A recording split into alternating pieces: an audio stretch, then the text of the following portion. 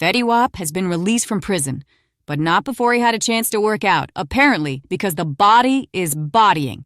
He has been released to home confinement in Philadelphia after serving just 3 years of a 6-year sentence. This, according to TMZ. Now, let me say this. This video is for informational and entertainment purposes only. Some information is just my opinion, and everything in this blog is allegedly. This is Liz, keeping up with the biz of Fetty Wap. Fetty went from chart-topping rapper to rug kingpin to early release.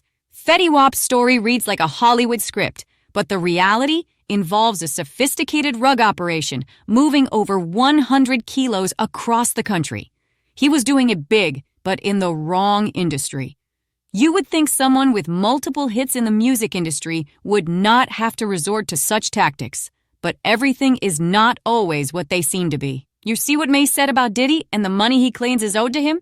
We often hear of people having hit songs on the radio that can barely afford to pay their rent. Fetty claims he hit hard times due to COVID. Multiple media outlets are reporting on this. Fetty Wap posted a video indicating he is home. He is free at last. He is still on probation, though, so he has a long road ahead. Hopefully, he is up for the challenge. Also, we are going to take a look at another post from Fetty. Let's look at Fetty Wap Instagram. This seems to have been his first post once released from jail. This post is from 12 weeks ago. Appears he has been out for a while. Fetty Wap post, "I'm nowhere around you." A supporter posts, "Welcome home. I've been waiting 5 years for a drop. Hope you're doing good, big bro." While another person says, "Welcome home." And yet another says, "All right, now get back in the studio." Another person reaffirms this by saying, "Now that you're home, I need you to get back in the studio." So people are rooting for Fetty to get in the studio. Hopefully he can stay on the straight and narrow and do what needs to be done. Why, with what seemed to be a successful music career, would he turn to a career in rugs, some might say? What makes one feel like doing something like that? He also appeared on Live and Hip Hop. According to his defense team's argument, they claimed he turned to rug trafficking because of financial pressure during COVID, which is believable in my opinion, because there were a lot of celebrities struggling during COVID. You would think they would put something aside for a rainy day, but apparently not.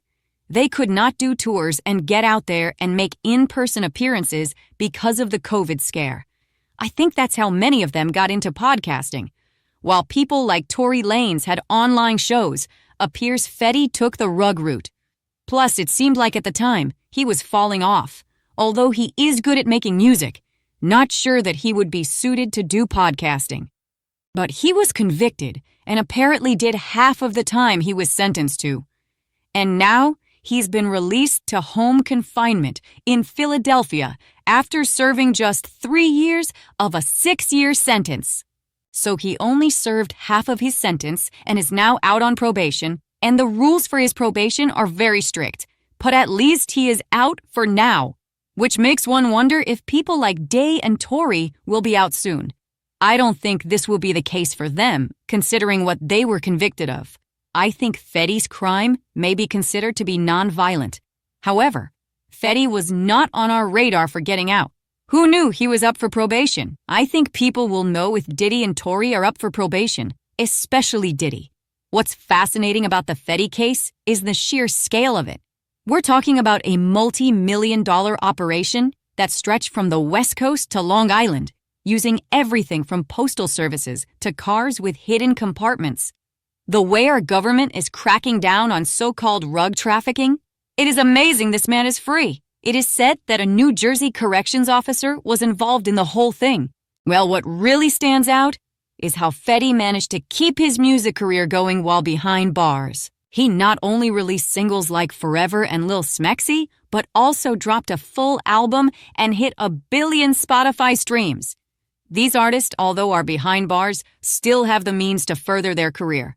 Tory Lanez and R. Kelly are still releasing music while behind bars. R. Kelly, not as much, but he did release music while behind bars nonetheless. So seems like their celebrity status gets them special treatment while behind bars. The conditions of his release are pretty intense from what I understand. We're talking about 5 years of supervised release with some serious restrictions. He can't open new bank accounts without federal approval, has to submit to rug testing, and needs to keep the authorities updated on all his earnings and tax records. And there's no alcohol allowed unless prescribed by a doctor, right? I don't know if he's going to make it under these conditions. Should be interesting to see. He had started posting pictures from prison. We thought he was going to be there for a while. One day he posted up with the inmates in prison, like he hanging out on the block. And the next thing we know, he is out on block. Hopefully he's not hanging out on the block and back in the studio or on tour or something. His personal background. Born with congenital glaucoma, lost his left eye as a child. Now he's talking about focusing his efforts on helping kids with vision care and education. This picture evidently was from back in the day, before the issue with his eye. So hopefully he will do some good. Although it might be to help out with his image, it is still a good cause. What's ironic is that his hit Trap Queen essentially glorified the very lifestyle that led to his imprisonment. Now, he's got to figure out how to maintain his artistic expression while staying within these strict guidelines. He may be more careful with his lyrics. And let's not forget, this isn't just about serving time. His bail was revoked in 2022 after he allegedly threatened to unalive someone during a FaceTime call, calling them a rat. That incident really shows why they're keeping such a close eye on him. Now supervision continues until 2029. That's right. And here's what makes this situation so unique. He's trying to rebuild his image and prove he's changed while under intense scrutiny. Every financial transaction, every social interaction, everything needs to be above board. The entertainment industry has seen its share of comeback stories, but this one seems particularly challenging. And at just 34 years old, he's got time to reinvent himself, but the path forward isn't going to be easy. The supervision conditions alone would be challenging for anyone, let alone someone in the public eye. He needs to watch his step for the next few years, now that he has a second chance. Looking ahead, I think the big question is whether he can successfully balance his artistic career with these strict supervision requirements, while making his community service initiatives actually mean something. Only time will tell. Are you rooting for Fetty Wap? It seems like we're watching a crucial turning point in his life story unfold. And that's what makes this so fascinating. It's not just about a rapper getting out of prison early. It's about redemption, responsibility, and whether someone can truly transform their life while under such intense scrutiny. The next few years will definitely tell us a lot about who Fetty Wap really wants to be.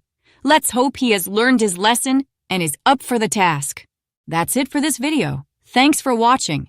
Make sure you like this video. Yes, give this video a thumbs up and subscribe to this YouTube channel, and I will see you in the next video.